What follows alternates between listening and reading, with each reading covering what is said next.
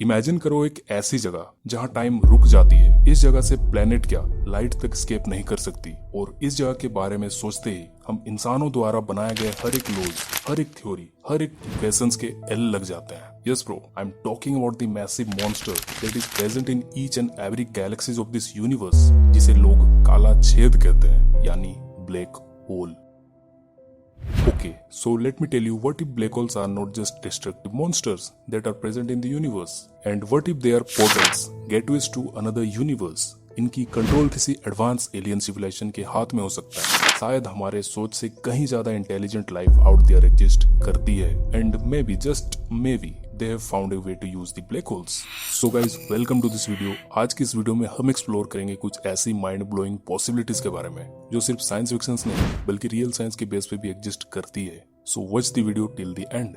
Okay, सबसे पहले समझते हैं ब्लैक होल्स बनते कैसे हैं। राइट, ब्लैक होल कोई होल नहीं होता है, ये एक ऐसी चीज है जो तब बनता है जब एक मैसिव स्टार अपने ही वेट या ग्रेविटी कह सकते हो उसके नीचे कोलैप्स कर जाता है और विकसित हो जाता है एक पोकेमॉन की तरह। ये इतना डेंस होता है कि इसका ग्रेविटेशनल पुल लाइट कोई बाहर जाने नहीं देता। और सबसे इंटरेस्टिंग चीज ब्लैक होल का होता है इसका इवेंट होराइजन, एक इनविजिबल बाउंड्री। अब इस पे कई थ्योरीज है। एल्बर्ट आइंस्टाइन ने जनरल रिलेटिविटी में एक कॉन्सेप्ट दिया था, and that is time dilation. इस थियोरी में ये बताया गया कि ब्लैक होल के पास टाइम स्लो हो जाता है।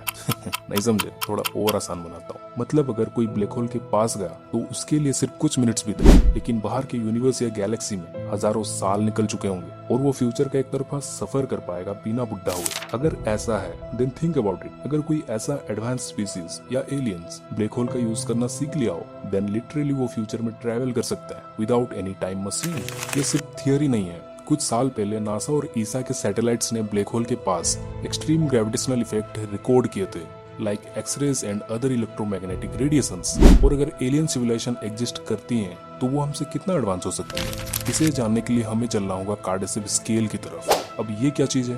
तो कार्टेसिव स्केल मेजर करती है कि कौन सी सिविलाइजेशन अपने आसपास मौजूद एनर्जी का कितना इस्तेमाल करती है। इसके 3 टाइप्स होते हैं आज के टाइम पे। टाइप 1, ये वो सिविलाइजेशन होती है जो अपने प्लेनेट की सारी एनर्जी यूज करती है। टाइप 2, ये वो सिविलाइजेशन होती है जो अपने स्टार की कंप्लीट एनर्जी को हार्नेस कर लेती है। टाइप 3 सिविलाइजेशन पे बात करें तो ये वो सिविलाइजेशन है जो अपने पूरे गैलेक्सी को कंट्रोल करता हो। स्पेस ट्रेवल इनके लिए इतना इजी होगा कि पूछो मत। ओके, 3 सिविलाइजेशन तो हो गए, but where does we human stand with civilisation? तो guys, we humans are currently the type 0 civilisation. हम टाइप 1 सिविलाइजेशन भी नहीं है। हम आज भी कोयले और फॉसिल फ्यूल्स का इस्तेमाल करते हैं। अब जरा सोचो, अगर कोई टाइप 3 एलियन सिविलाइजेशन एग्जिस्ट करती है तो क्या उनके लिए ब्लैक होल को कंट्रोल करना मुश्किल होगा? शायद नहीं।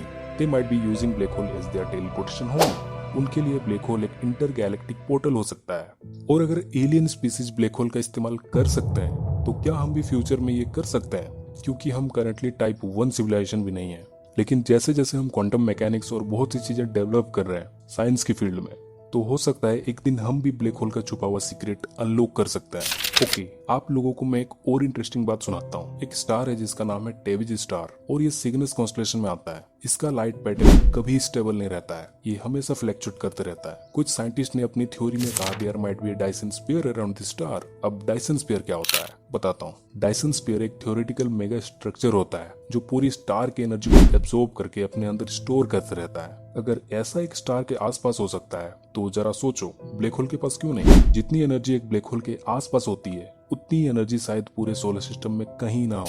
पेनरोज प्रोसेस और हॉकिंग रेडिएशन जैसी कंसेप्ट्स बताते हैं कि एनर्जी एक्सट्रैक्ट करना थ्योरेटिकली पॉसिबल है। अगर हम ये चीज सोच सकते हैं देन व्हाई नॉट ब्रो, कोई हमसे एडवांस सिविलाइजेशन ये कर भी चुकी हो।